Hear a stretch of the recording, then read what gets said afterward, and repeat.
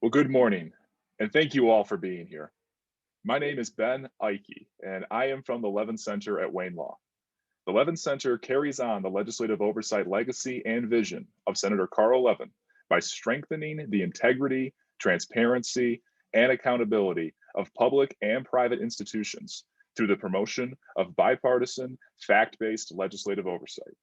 Today, we are delighted to be hosting this panel discussion on corrections and reentry with the Wayne State Department of Criminology and Criminal Justice. Thank you to our three panelists, Michigan Legislative Correction Ombudsman Keith Barber, former Michigan State Representative Joe Haveman, and Advocate and Commissioner on the State Appellate Defenders Commission, Darryl Woods Sr, for joining us today to discuss reentry and how state legislatures and communities can ensure reentry programs best fulfill their promises. We're going to hear brief presentations by Keith, then Joe, and then Darrell, followed by what is sure to be an engaging and informative Q&A. Thank you all again for coming. Now, I would like to pass this over to Professor Larson for further introductions. Good morning, everyone, and thank you so much for being here and allocating time out of your day to have what is indeed an important conversation and one that is taking place not only here today, but in states and jurisdictions throughout the country. Unless you're living under a rock, you know that issues of criminal justice are center stage in contemporary political and policy discourse. Of the many conversations that fall under that umbrella, corrections and reentry are key and integral to that larger pie. And so today we're going to be diving into, from a diversity of perspectives, some of the key issues here in the state of Michigan that legislators, reform-minded individuals, community members, students, educators are all thinking about grappling with. And so on behalf of the Department of Criminology and Criminal Justice, a special thanks to the Levin Center and the Wayne State Law School for collaborating with us and having this conversation with us today. And a special thanks again to Joe, Keith, and Darrell, who you'll soon meet. Without further ado, I'd like to introduce Danica Mccloud, who will be our moderator for the day and lead us in this very important and timely conversation. So Danica, the floor is yours. Thank you, Professor Larson. Hello and welcome, everyone. Before we start, we encourage any audience member to post in the Q&A throughout the presentations. We will get to as many questions as possible within our allotted time. I'd like to start off by introducing our first speaker, Mr. Keith Barber. Mr. Barber was appointed the Legislative Corrections Ombudsman in 2008 by the Michigan Legislative Council. He has been with the Ombudsman Office since 1982, with over 21 years in the field investigating individual and systemic issues related to Michigan's prison system. The Ombudsman Office is a nonpartisan legislative agency responsible for investigating complaints that are alleged to be contrary to Department of Corrections policy or state law. As the Ombudsman, Mr. Barber works with legislators, stakeholders, and corrections officials on corrections and criminal justice reform policy, as well as systemic issues affecting the prison system. Mr. Barber developed a passion for corrections following an internship with the Ombudsman Office while completing a degree in criminal justice at Michigan State University in 1982. So without further ado, please welcome Mr. Keith Barber. Good morning. Thank you, Danica and everyone. So I wanted to focus a little bit here on Department of Corrections reentry and their programming and their offender success model and how corrections has morphed, I guess, over time to address this. So corrections in Michigan has had programming, education, and some trades for years, even going back to when I first started in 1982 and prior to that. So they have used a variety of different kind of programming needs, some of them self-developed that they have used for years. The philosophy has shifted to better prepare prisoners for release and to provide better support for release And that really came to a head in 2003 when Michigan entered into the Michigan Prisoner Reentry Initiative. That was designed to provide prisoners who were going to be paroled a better support system back in the community. And it required a lot of buy-in from the community at the time. It included 18 fiduciaries throughout the state, many of them from American Works, or Michigan Works rather. And so all these groups involved prosecutors and defense attorneys from the various municipalities. And they set up these 18 different zones in the state. And we were one of the first states to engage in this kind of reentry support. Since that time, as I said, this has morphed into more of a managing reentry along with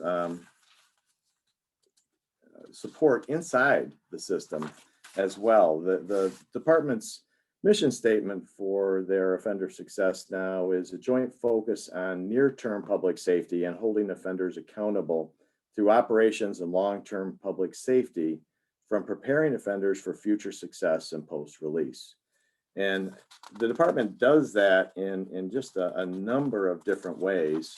The Offender Success Program really focuses on two key areas: education and then core programming, both of which occur while people are incarcerated. And that was really a part of the goal. Let's use the time when we have these offenders in the system to try to develop tools to make them successful upon release to society. Because face it, 95% of the folks who we have incarcerated right now are going to be back in society at some point in their lives. So let's do that. And so Michigan has been really on the cutting edge of a lot of this sort of thing. And it's not a perfect system. I mean, there is always room for improvement, but I think that we have done a pretty reasonable job, and there are improvements that are being made as the department studies the data from what's going on and how successful people are upon release, and then again, what the recidivism rate is. So as far as education goes, Corrections provides adult basic ed, GED, special education, vocational training, and there's some opportunity for post-secondary education as well. One of the core components that the current director has developed was the vocational villages. There are three, two at male facilities, one that will be opening up fairly soon at the women's prison, our only women's prison. In the vocational village, they offer a variety of different things, different kinds of training, from the traditional kinds of carpentry, custodial maintenance, plumbing, electrical, welding, CNC, machine tooling, cosmetology, computer programming is going to be offered at the women's facility, custodial maintenance, masonry. There's just they have an optical lab, horticulture, food tech, and hospitality management. There's a variety of different things that Corrections has engaged in to try to prepare people, to give them the ability to go out and find a job. And so with the vocational villages, it was really West Michigan that embraced this initially. And employers decided to take a chance, and then word of mouth has become one of the greatest tools to get other businesses. Once folks who've successfully completed vocational village often are leaving our facilities on parole with a job, which is absolutely huge, and a pretty well-paying job in most cases. Corrections also provides a recruitment person that goes out and contacts businesses to give them an idea of what kind of workforce they're preparing to return to society and how they can benefit society. So there's been a lot of buy-in from businesses now in the community. And so that's really been I think a wonderful thing for our state, and to try to get people to get re-engaged with society and taking their place back in the communities from where they came. Core programming is another huge asset for Corrections. To try to work on various issues people have when they become incarcerated. And that includes something called Violence Prevention Program, which is an assault of offender program, sex offender programming, things like Thinking for Change, advanced substance abuse, which is an inpatient substance abuse kind of program. There's also an outpatient substance abuse program that's offered. Other classes like Cage Your Rage, trying to get people to think differently from the mindset and different addictions and other issues that in many cases caused their incarceration. Certainly didn't help keep them out of prison. The other programs would include like Batterers Intervention, a domestic violence kind of program to try to get people thinking differently. They have programs that are tailored for both men and women, and then there are other programs, elective kinds of programs that can be taken by anybody.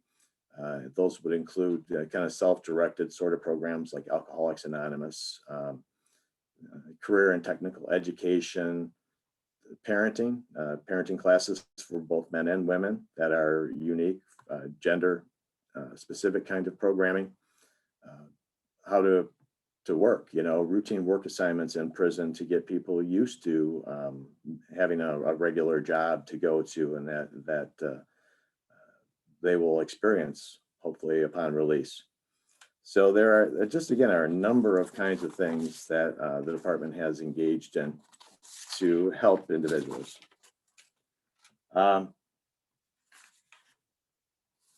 So the recidivism rates, it has been very interesting to watch what has happened with that over time. Back in the early 2000s, our recidivism rate was in the low 40% range. So that meant that in a 3-year period of time, we were only able to keep out that number of people. So it was very high, the number of people that were coming back into the system. And it hung in that range, the upper 30s, low 40s, right up until the mid 2000s. And then when the Prisoner Reentry Initiative really got up to speed and fully engaged, it started dropping. So we got into the low 30s. Right now, the most recent year I have stats for 2017, the recidivism rate was around 26%. And we're hovering right around that level right now as well, a little bit lower, I think, from the last numbers I heard. So things are really steadily improving. And that covers the whole variety of kinds of failures, if you will, while people are out in society, from technical parole violations to parole violations with new sentences. So across the board, we have seen as a state a decline in the number of people returning, which would suggest that the type of programming that the department is doing, it's all evidence-based kind of programming, has been effective. And a big component, in my opinion, has been the combination of the core programming that the department has offered, some of which they have obtained from other states, and in one case with violence prevention programming from another country. Canada actually developed that program. And so that combination with job skill training to give people the tools that they need to actually go out and get a job and be successful, which is extremely challenging once you've been incarcerated, to go out and find a job and to get re-engaged with society. So I think I'll leave it at there and pass it back on, and then we can answer any other specific questions down the road. Thank you, Mr. Barber. Next, we have Mr. Joe Haveman. Mr. Haverman served 3 terms in the Michigan legislature, then moved on to become Director of Government Relations, focusing on prison reentry and veteran benefits at the HOPE Network, which serves over 30,000 Michigan residents with physical, mental, and social barriers that impact their daily life. During his tenure in the legislature, he served as chairman of the Committee on Appropriations. Mr. Haveman is most proud of authoring legislation to allow juveniles to have their felony record expunged after correcting their behavior as adults. He also championed the cause to phase out and eliminate the state's driver responsibility fees. During the final weeks of his last term, the legislature also passed Mr. Hoverman's bill to establish a sentencing commission to further evaluate Michigan's sentencing guidelines. So welcome, Mr. Haveman. Thank you, Danica. It's great to be here. I appreciate the invitation, and it's always an honor to come and talk about this issue. As you talk about my accomplishments, and that's a very old bio that you're reading off, when we talk about the expungement of juvenile records, today, in today's world, that would be very easy to get through the legislature. Back when I was there, that was probably 2012, that was a mountain to climb. That was very difficult. And I say that because it shows that attitudes have changed so much on criminal justice and on corrections reform. And it's been such a positive. So before we talk about things that need to change and continue to change, I think it's important that we look at the past 10 or 12 years and how much has been accomplished and how much attitudes have changed. So Mr. Ike was very instrumental with one of his, when he was serving as a staffer in the legislature, of getting things done. And I think of the successor judge program, that was another huge mountain to climb, where nobody thought that anything of that magnitude would get done, and it was accomplished. And when I look at the clean slate legislation that passed last session in the legislature, Michigan is at the forefront. We are leading the country in that kind of legislation. And for the first time, people after a period of time can literally wipe their record clean. It'll happen automatically. Now, it's going to be a couple of years before that's fully implemented with the state, but what an accomplishment that's been to allow people to clean their records and to live a normal, successful life. So I'm just very proud of where the state has gone in 10 to 12 years, and we need to keep the momentum. We need to keep going. Keith talked about 26% recidivism rate. When I joined the legislature, it was roughly 45%. I know that prior to me being there in the early 2000s, it was over 50%, where half the people would come out of prison and go back in within 3 years. And we've changed that because we've changed our attitudes as to who needs to be imprisoned and for how long. So I want to talk a little bit about the three spectrums, the three areas of corrections reform that we need to keep in focus. And reentry is, I know, our focus here today, and how to get, when people come out, how to make sure they stay out. But also during incarceration, and Keith has talked about that, of the educational systems that have been in place and that are continuing. There is a need to make sure that outsiders continue to go in and take part in that education. That's a blessing for both sides. It's a blessing for the prisoners, but also for those that go in and are able to act as teachers, professors, crafts, or I know there's a lot of art that goes on in the prison, and there's instruction that goes, like people come in and teach that. That's beneficial to both sides. And our communities on the outside, I think, have benefited from being able to go in. I remember going to a prison on the east side where University of Michigan students were there with us. And they were really leading kind of a class with prisoners. Now, those prisoners benefited from that, but those students benefited as well. So that's the way we really put corrections in the corrections department, by allowing that outside programming, allowing the department to focus on education. The Vocational Village that Keith discussed is just a phenomenal program that allows people to come out with the skills they need, with the tools to re-enter society and be successful. And those kind of things need to grow. We have 3 of them in the state. We need to grow that to, wouldn't it be fantastic if we had a version of that in every prison, so it'd be seamless as transfers happened, that you could continue that education. And finally, it's important that we back these educational systems up. So reentry programming, which is something that Hope Network does. We teach workforce development skills for people that are coming out of jail and out of prison so they can get the tools they need. That lowers the recidivism rate, so there's more funding available for people while they're incarcerated. But if we teach them more while they're incarcerated, that'll only help the recidivism rate more. Then there will be more funding for people before they ever go. While they're perhaps in the jail system under probation, or they're just getting into some trouble as a young person, and maybe through our educational system or other ways in the community, we can change their life before they commit real crimes, before they ever have an experience with jail or prison. That's a savings too. The practical side of doing all this is, number one, it's the right thing to do. Number two, it's a way to save public funds. And third, it helps our economy. We don't have the workforce available to us in the next 10, 15 years to really grow our economy. We don't have enough young people coming through our school system. We don't have the birth rates we used to, and we're going to be challenged as an economy to make sure that we have enough people in the workforce. Why not use the people we have? Why not give them the tools that everyone can get a job and should get a job? That just helps our society as a whole.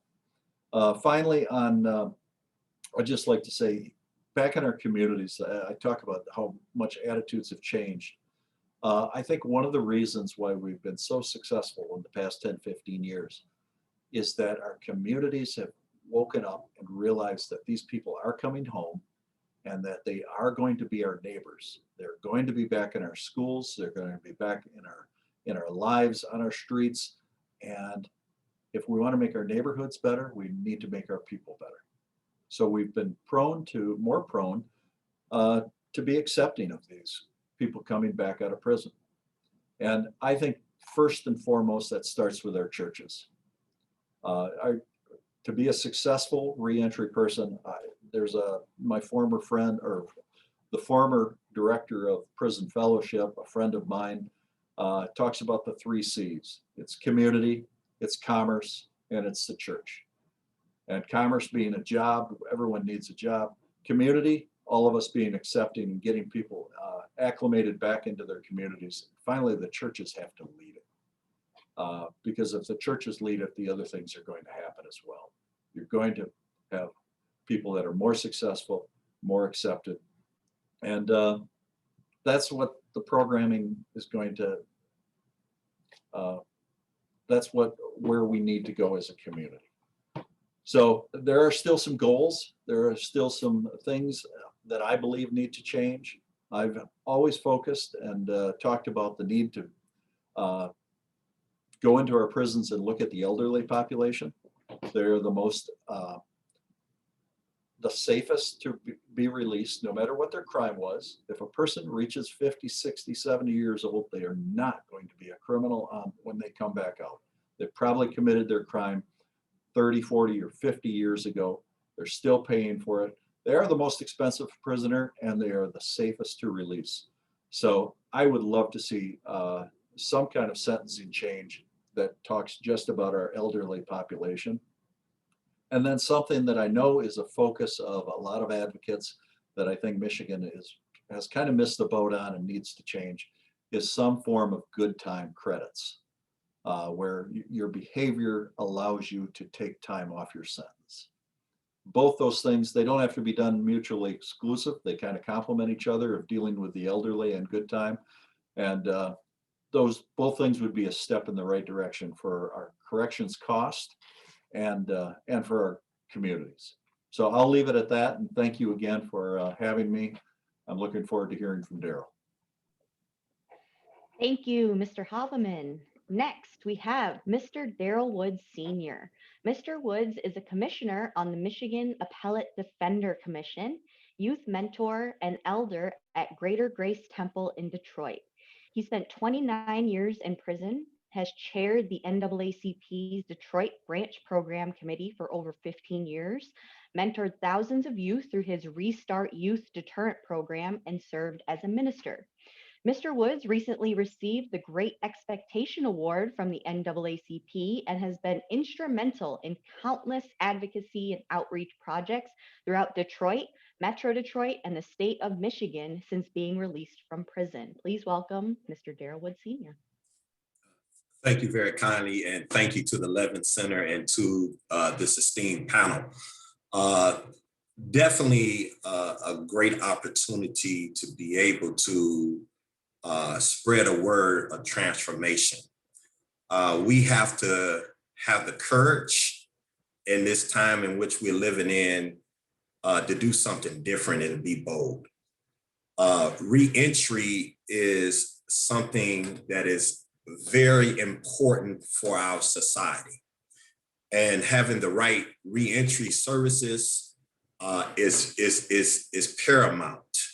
And so I really appreciate the remarks of Joe Haveman, a great man who came inside the prison system that I was in and was bold enough to come in with a mind to be able to hear and see for himself. Absolutely, Keith Barber as well. But let me tell you, we are dealing with a crisis as it relates to reentry. The housing situation for those who are returning back to our society and to our communities is terrible. And we have to be bold enough to address this issue.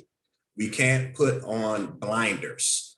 People are being released to the likes of, and some folks might not like me to say this, Operation Get Down.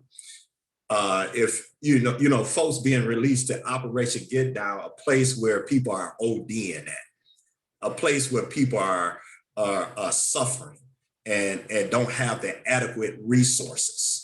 You know, a place where people is contracting COVID-19 because they're not being socially responsible in that type of place.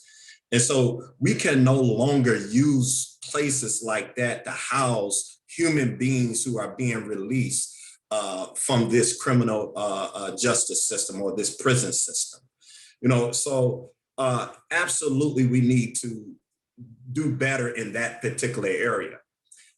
We need to do re-entry before the person is scheduled to be released.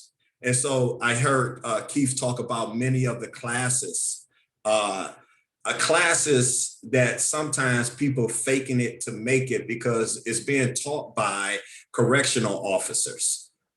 Correctional officers teaching VBP and ASAT and all of these substance abuse programs.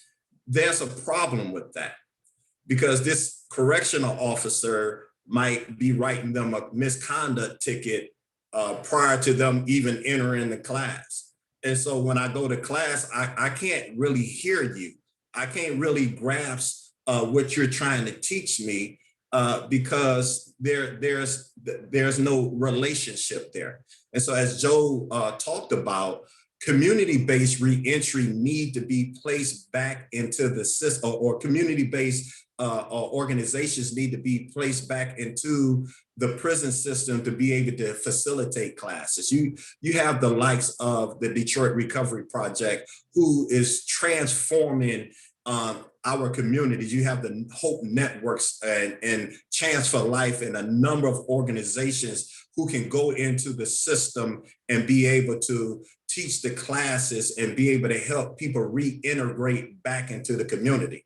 Because it's one thing to release me from prison and I just walk out the door and go back into where I'm going. I'm going to Operation Get Down with a bus ticket with no type of guidance or direction.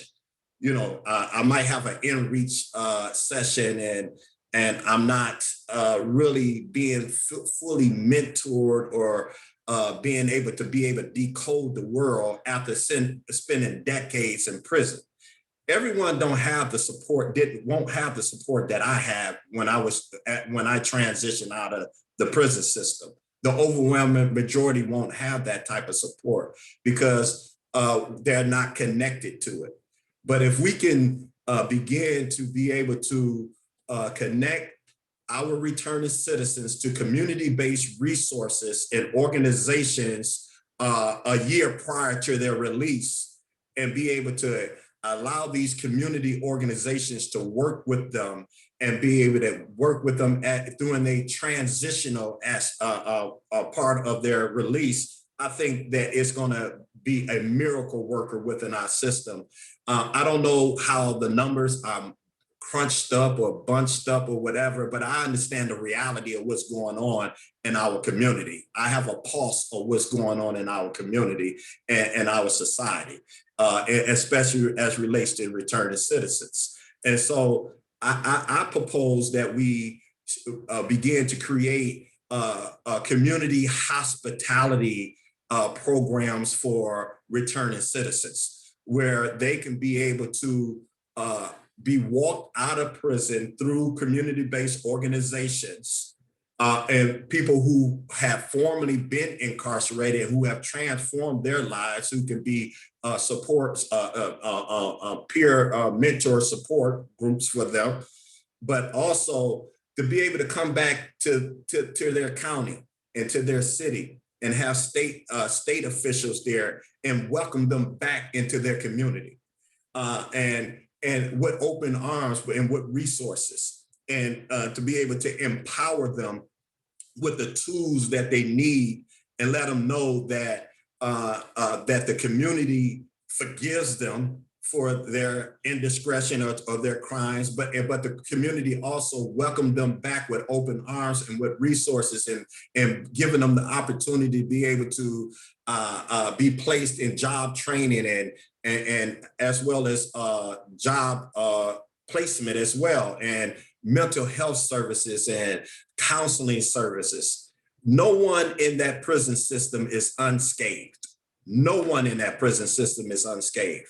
I came out, I got me a therapist to be able to help me transition back out into society after serving 29 years. That should be available to everyone that is re-entering back into society. There should be family reintegration and all of those things. And so it's so much to do in the area of re-entry. You know, we cannot continue to put a lipstick on a pig. And we have to do something bold. We have to transform this system in a way that's going to be beneficial to our communities and our families and to the system as a whole. And before I close, I have to address the fact that as Representative Haveman said, he came on the east side of Detroit and visited the prison. He visited very often. That prison is now closed. Why in the world would you close a prison in a city where the overwhelming majority of the people, are incarcerated at? So now their family members will have to travel miles and miles away to be able to visit them if they can do it, but the overwhelming majority would not have the ability to do that. So you would close that prison and say that is good for re-entry. We need to rethink that. We need to understand that that was offensive to the city of Detroit. And that was very disrespectful to the city of Detroit and the citizens of the city of Detroit to close that prison where their loved ones have been incarcerated in record numbers. And so we need to understand that aspect as well. And don't forget about those who have been exonerated. I have been working with a group of exonerees via the prosecutor office. And oftentimes we forget about that population. That population got kidnapped by their government and placed inside a prison for something they had no knowledge of. and was given life without the possibility of parole and served decades in prison. And so every resource at our disposal should be wrapped around them to be able to give them the opportunity to reintegrate back into society. And so I would end my remarks there. And I benefited from a lot of programs in the Department of Corrections. I was a student of Professor Matt in the Inside Out program.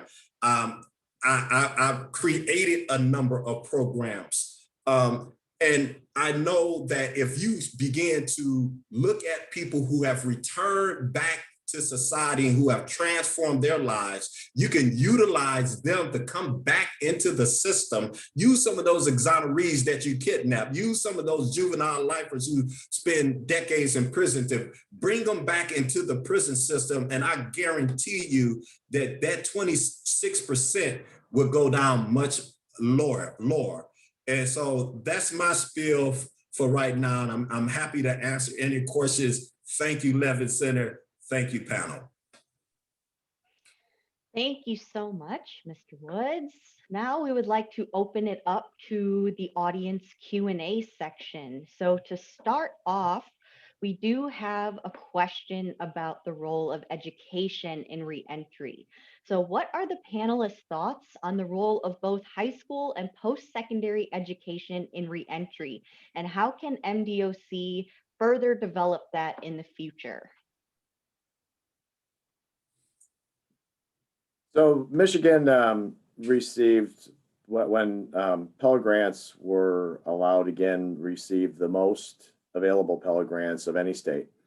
And that was a huge start. It really comes down to balancing budgetary considerations, I think. Could it be expanded? I think it could be expanded. When I first started, college was a thing in many prisons. We had far fewer prisons, of course, back in my day when I first started, but Jackson Community College, as it was called at the time, was already training prisoners and providing post-secondary education classes in Jackson when the old prison was open. So you had a large population of people right there who were able to access that. And so I think that we could offer more. We're doing more as a state now than we have in a considerable amount of time since the Pell Grants went away back in the mid 90s when federal law was changed and those were no longer allowed. So yeah, certainly more advantages could be taken. We've had some colleges, and maybe Joe can speak more to this. I think Calvin College is offering classes, and we have a number of opportunities out there where different colleges and universities are seeing the benefit of that, but it really oftentimes comes down to financing. So yeah, I think education in our prisons it's sad when I hear stories of prisoners that get to prison and they say they can't read. Then we failed them once already in our school systems. So we shouldn't fail them again. I don't want to make excuses for people for why they went to prison, but certainly there's a correlation between a bad education and our incarceration rate. I've had people say to me, so now we got to go to college and get a free college education while people might have to pay for it.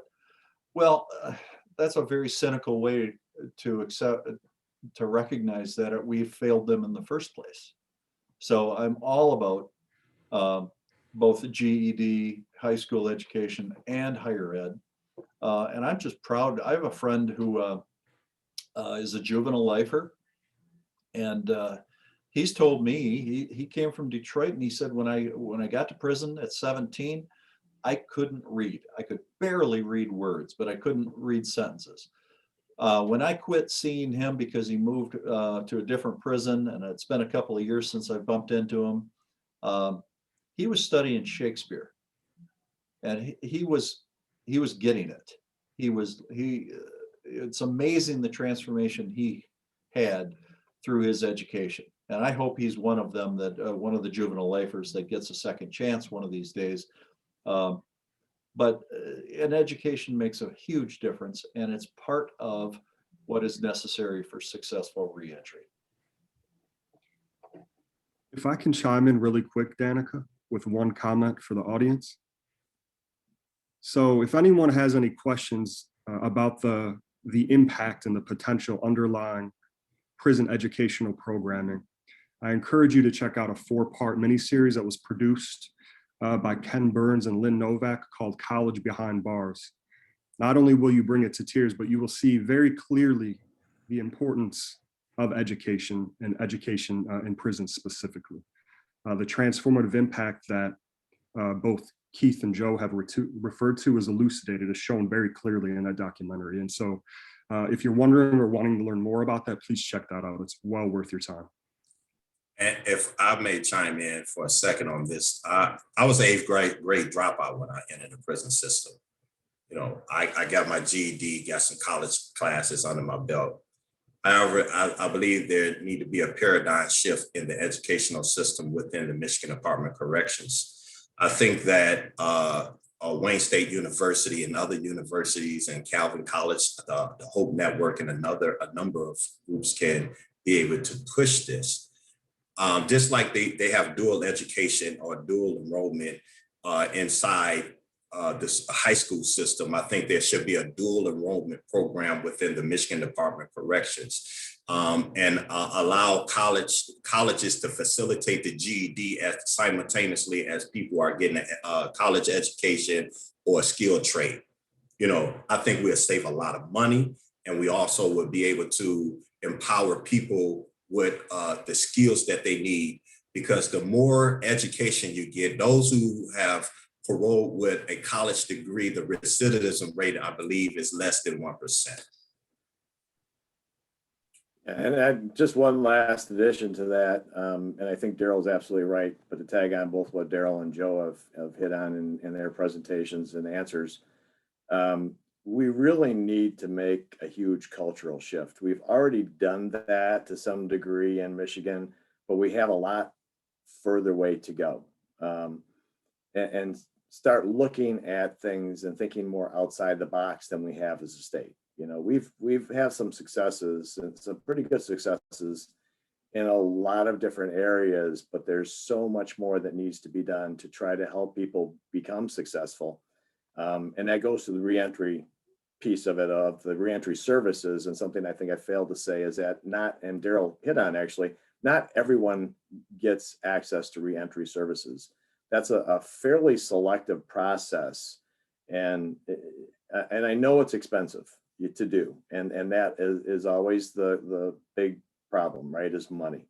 And so where do we want to spend our money? Would we rather spend it up front and keep folks out? And as both of you guys said, these are our neighbors. You know, what kind of neighbors do we want to have? And how do we want to help them as our neighbors? Because it's a help for all of us at the end of the day. And we need to start recognizing that more and provide more across the board, from education to just basic housing and job search and all that stuff. Great, thank you. The next question we have from the audience is, could you please discuss how COVID has impacted our correction system in terms of funding, logistics, and how has that affected returning citizens?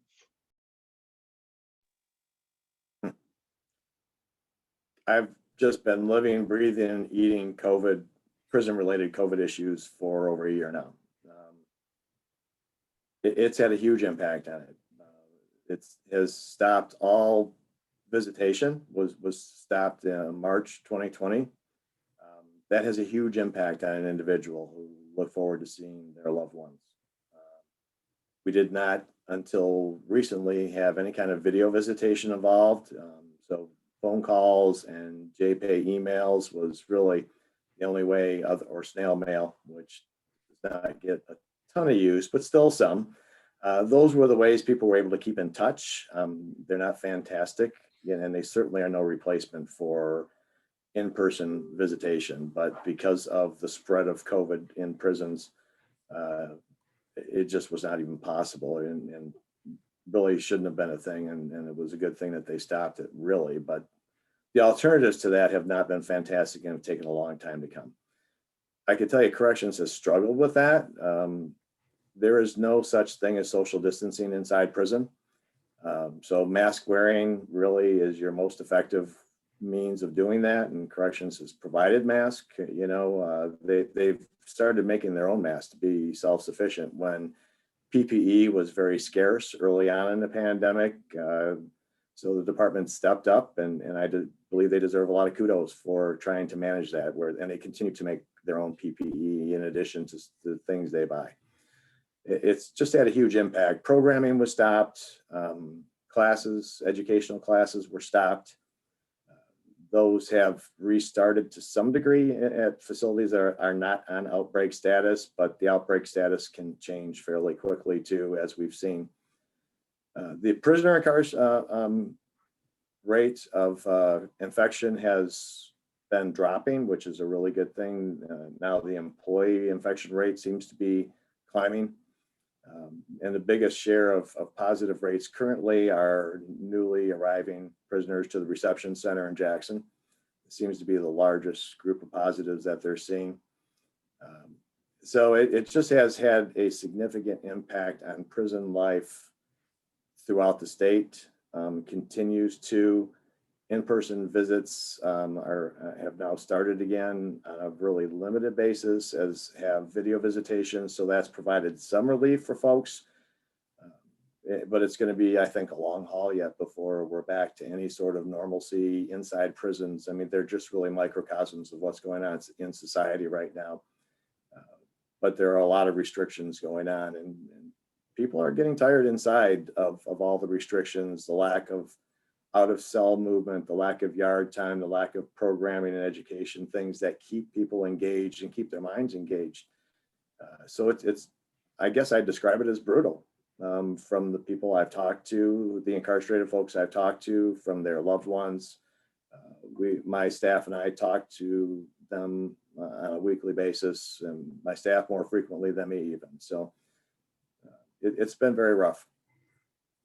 COVID has decimated the prison population, as well as many of the correctional officials inside the Michigan Department of Corrections. It's been gut-wrenching.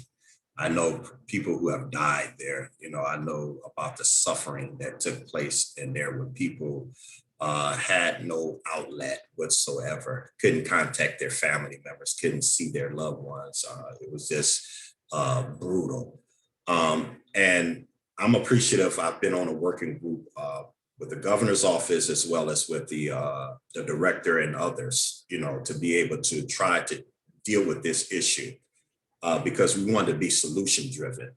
I'm thankful to the NAACP, the Ford Foundation. They gave me 100,000 masks to be able to take to the Michigan Department of Corrections. Other groups gave me 10,000 masks. You know, but that was just a drop in the bucket in which they needed, because they needed to change their masks on a more regular basis. We had to encourage them and challenge them to get hand sanitizer machines just so they could put their hands under the hand sanitizer machine. And I'm praying that it's continued going on in that aspect. However, I think that the legislature need to act and create emergency powers in a sense from a legislative perspective. And you can, when there's a time of a pandemic, as Representative Haveman alluded to, we could have removed many of the elderly and the medically frail out of that situation, but we refused to act upon that. You know, because of the laws. There was someone, a juvenile lifer who did over 40 years, who had life without the parole, and he had a parole because he was a juvenile lifer, but he died before he was able to get out. There should have been some type of law in place to be able to help him get out of that situation before he got ravaged by COVID-19.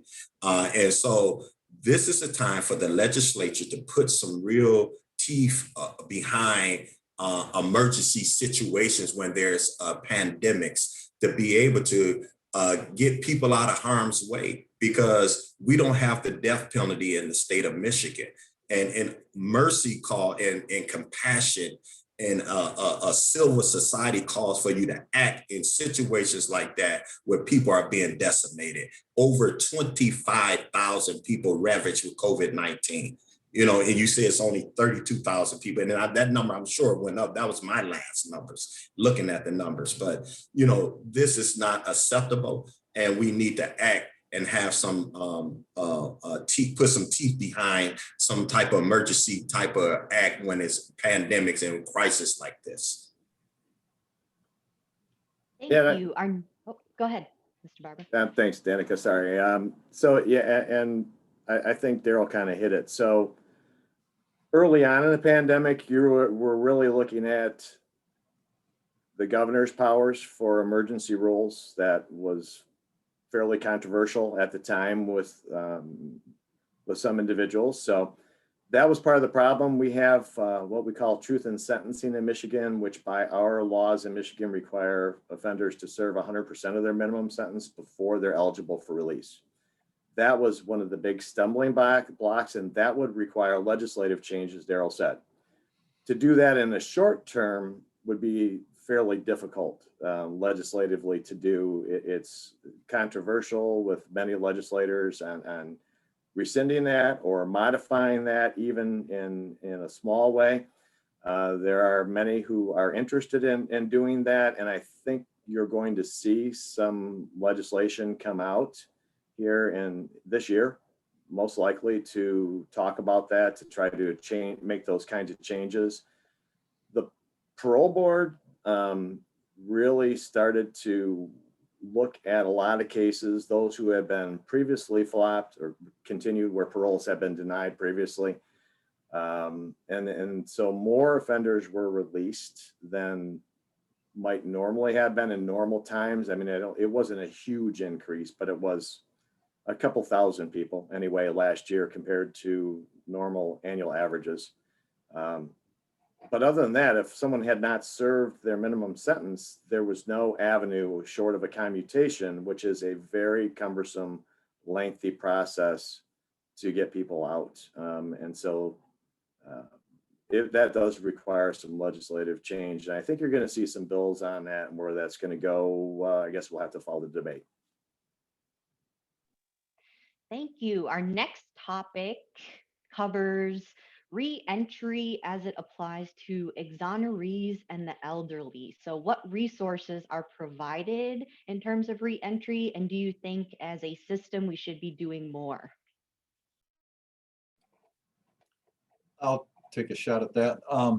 I did type a response to somebody that asked that question, but that's a challenge for elderly because they have been gone so long. Reacclimating yourself to a community is going to be even more difficult. We hear the stories about people that come back and, you know, are just blown away by the level of technology. You know, having to learn what how a cell phone works, how a computer works. So the longer you're away and the older you are, the tougher it is to come back to the community. But that's not an excuse to keep someone locked up. And certainly if a person has a family back home and if they can come back to a community and reintegrate with their family, get to know their children and their grandchildren again at a different level, they can give back in that way. They can teach their kids and their grandkids how not to make the same mistakes. The real benefit financially for the elderly is as we get older, our healthcare costs go up. That's just true inside the prison, outside the prison. All of us have that. But with our Department of Corrections, if you are incarcerated, you cannot get a Medicaid benefit. So the entire bill for your health care is borne by the Department of Corrections, the general fund of the state of Michigan. You and I as taxpayers are paying that 100% of the health care bill for our prisoners. If a person comes out and they're on probation, or excuse me, parole, they're automatically eligible for Medicaid, assuming that they don't have the resources. They at least Medicaid, our federal government, is going to be paying a portion of their health care. So it's a savings to Michigan taxpayers. And as I said, if they can give back in other ways, certainly it's a tough transition. But if they can give back to their families, if they can give back to a community as a volunteer, if they're too old to work, there's other ways to become part of the community. And I'll go back to my first comments. I think we all benefit from that, not just the prisoner coming home.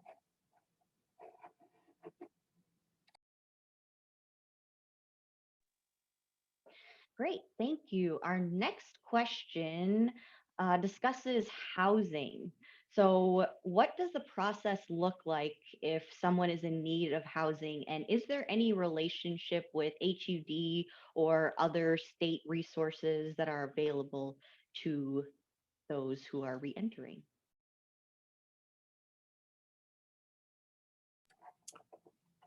Certainly housing is a challenge for people. If they don't have a family member to move in with, it can be difficult.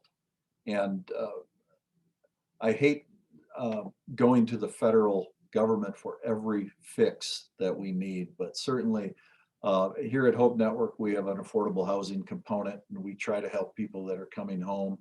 But you have to fit into these categories of income, and certainly people with a certain kind of records are limited as to where they can live in some cases. Now, they did change the SORNA laws last year and opened it up a little bit. It's a challenge, and we have to try to figure out better ways. Oftentimes men come home and they live in group homes with other parolees, and that is helpful for programming because you have everybody in a home. Sometimes those are faith-based initiatives. Sometimes they are, not faith-based, but they still have a degree of programming. We do what we can in our communities to try to accommodate them, but not every neighborhood is accepting of someone with a record. We know that, and that's a challenge, an added challenge. We had a case here at Grand Rapids some years ago that I got involved in on the peripheral, where the township ordinances dictated how many men could live under the same roof if they weren't related, and that causes challenges in a neighborhood. Anytime I get a chance to talk about that with someone on the other side of that opinion, I say, boy, wouldn't it be something if you'd invite that person to your church, or go to that person's house and see how they're living, and try to invite them into the community and make a better citizen out of them, instead of just ostracizing them.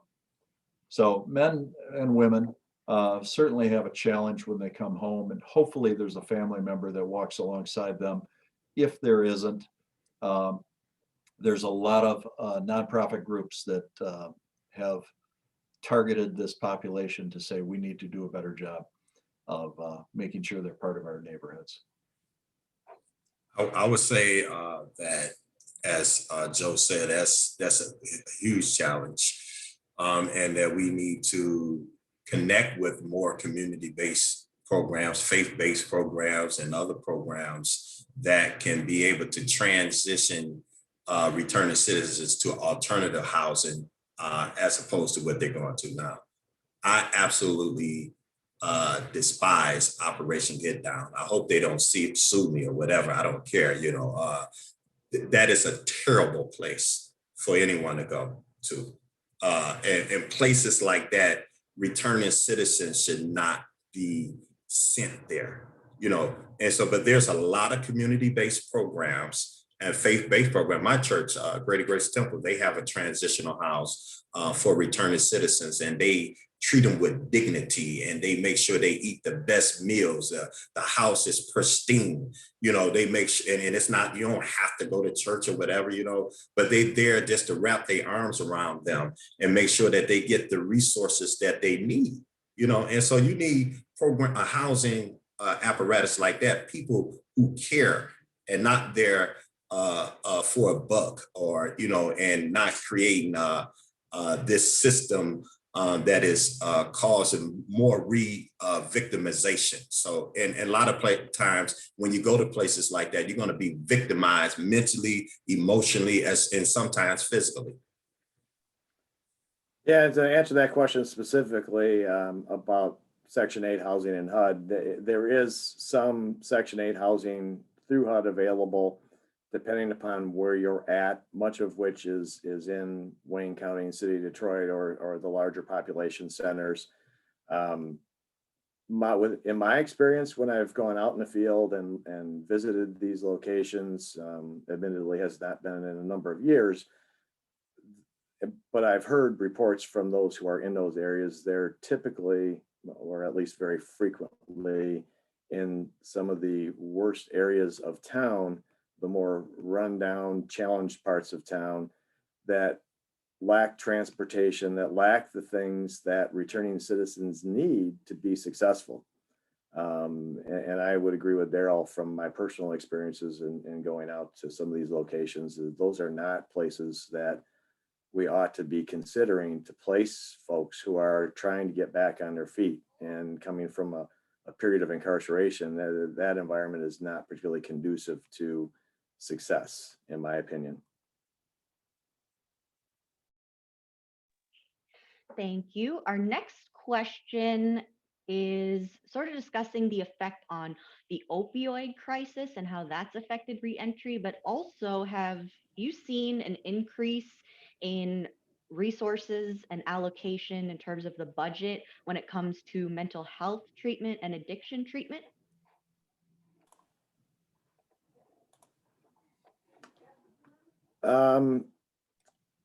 You know, I don't know that I've seen an increase in it, and I may get myself in trouble with the legislature. I work for the entire Michigan legislature, so I have 148 bosses running around out there. Yeah, but I'll run the risk of it because I think that we could do a lot more, both in society and in prisons and jails, even obviously with mental health care. I don't think that we are doing as much as we can. And I understand that that is a fairly expensive endeavor. And then trying to find folks who work in that field, you know, to get enough people who are trained in that area to provide the services that I see as being necessary is going to be challenging. You know, there are a lot of underserved areas throughout our state and certainly within the prison system. Even filling vacancies for mental health professionals inside prisons has been a real challenge, and not just recently. This has gone on for years and years. With the opioid crisis, I think that we as a state, as well as a country, have seen the incarceration rate increase as a result of people's addictions, including with opioids. Corrections offers a couple of different kinds of substance abuse programming. One is outpatient. They have a residential substance abuse programming model as well. But again, I would suggest that we don't have enough. We just don't have enough of those beds, of those kinds of programs for all the individuals who have those kinds of issues. Particularly when you consider that in many cases, when those kinds of programs are recommended when an offender first becomes incarcerated, and if they're not able to get into the program because of lengthy wait list, or some cases because of their continued addiction while incarcerated, or their outlook on that, whether they're willing to be involved in programming, they're very unlikely to get paroled then. So that becomes a real problem with a continued incarceration of folks, which is not a good thing. There's a horrific drug crisis going on within the Michigan Department of Corrections. Even during this pandemic, just look at the ODs, the overdoses inside the prison system. You know, you try to blame it on prisoners, you try to blame it or on family members. They take away the letters so they don't get letters directly. They blame it on drones, but you got to look deeper inside and see and ask what's really going on here. You know, it's horrific in terms of the overdoses inside the system. So how can I be able to get myself together and I'm just inundated with drugs in there. So we have to deal with that crisis, and don't turn a blind eye on it. I know it's challenging. We don't want to look at ourselves and say, it's happening under my watch. But if you just get the numbers, and you'll see for yourself, let's say within the last 5 years or a couple of years, overdoses that has occurred within the Michigan Department of Corrections inside the prison system. Yeah, and I think we have a really interesting opportunity right now, and thanks for those thoughts, Darrell. I agree with you. It's going to be real interesting now since we've had a year with no in-person visitation. Mail for the last several months incoming mail has been copied, so the incarcerated population is not getting the actual letters.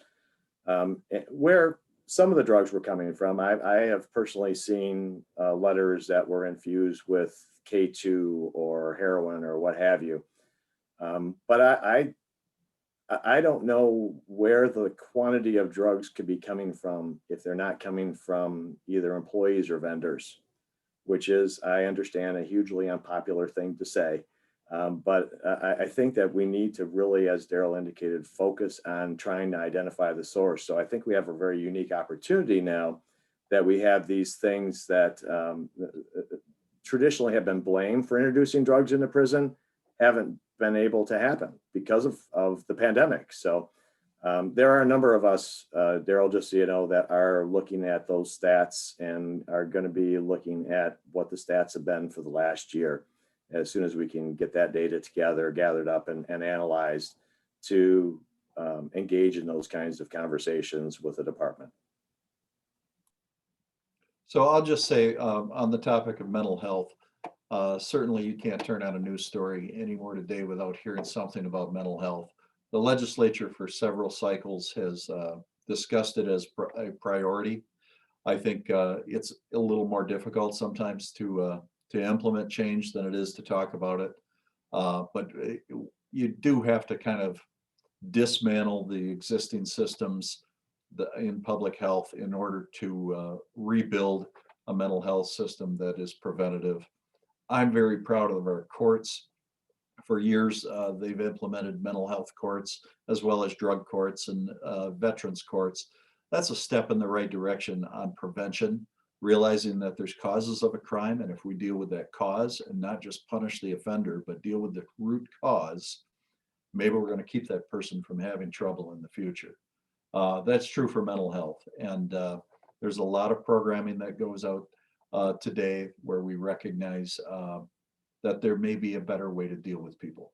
That being said, I've heard statistics of 20-30% of our prison population probably has some form of mental health problem, whether that's been caused because of their incarceration or was the cause of them going to prison in the first place.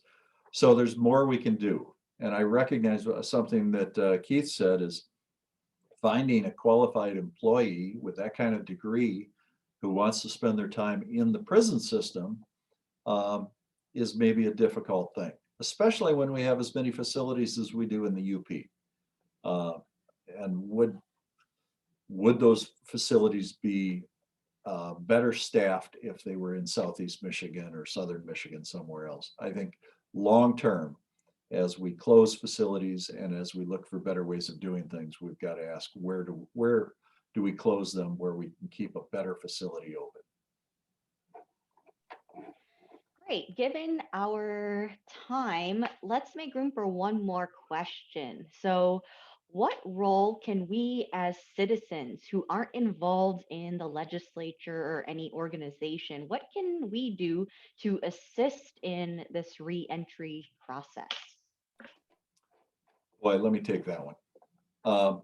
I used to tell people, I went to the legislature and I didn't know I was going to work on this issue. I had no idea, but I got caught up with it and I've met some of the most interesting and beautiful people, both inside the prisons and for those that are working for other governmental or non-governmental units volunteers, people that have gone in when things were normal before COVID, people that would go into prisons on Sunday nights or during the week, or retired people that would just want to teach a class.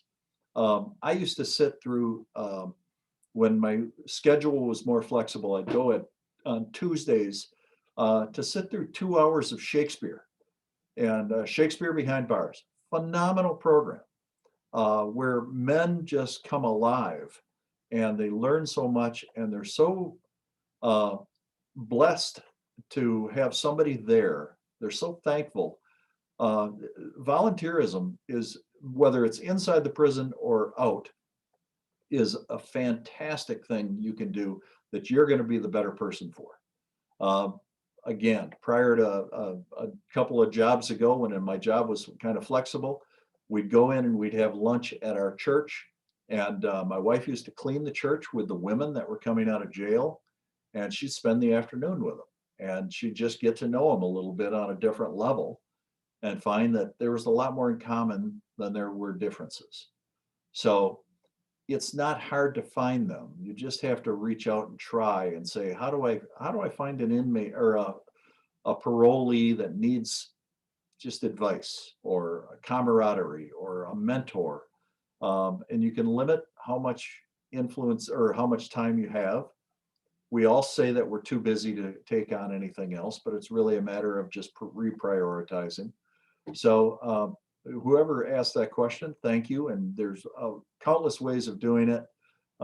Wherever you are in this state, you would be able to find a nonprofit somewhere that's already doing what you're suggesting. And I'm sure they would love to have you join them. Yeah, I'd also suggest another way that if people are not engaged with the legislature is to get engaged with the legislature. You all have elected officials, both in the state house and the state senate, and you put them in office. You at least voted for somebody, I hope. And so go to those individuals that you elected if you have some concerns about these areas. You could also go to the chairs in the House and the Senate of, say, judiciary that handles a lot of these things in the House and as well in the Senate. And then there are appropriation subcommittees where the dollars are. It's easier to get engaged now because so much stuff is done electronically and you can watch this stuff, the hearings, the legislative hearings online. You don't have to be there. That's how I do it now with more remote working going on throughout the pandemic. So there are opportunities, and as Joe indicated, there are a lot of organizations that are really engaged with folks, and they would love to see your smiling face come in, and they'll train you. They'll show you what needs to be done. The other piece of it that I need to work on, and those of us, other people who are involved in prison advocacy, is to really encourage and work with the Department of Corrections to open up more opportunities for the volunteerism that Joe was talking about. They do a fairly decent job to some degree, but again, as with so many things, there are improvements in most everything. That's an area that we could make some improvements in welcoming volunteers and finding more ways for them to become engaged with the incarcerated population.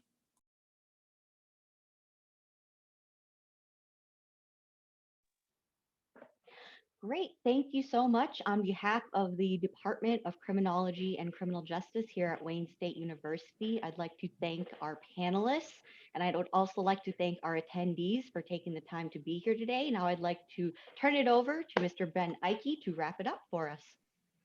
Well, thank you again, Danica, and thank you to Keith, Joe, and Darrell, our wonderful panelists, for such a thoughtful, engaging panel today. And also thank you to everybody for being part of this important conversation. I hope you will all see this as an opportunity to keep supporting legislative and community efforts to ensure positive reentry for returning citizens. For further thoughts on this panel and to stay up to date with the happenings at the Levin Center and at the Department of Criminology and Criminal Justice, please do not hesitate to contact us and follow the Levin Center's Twitter at Levin_Center.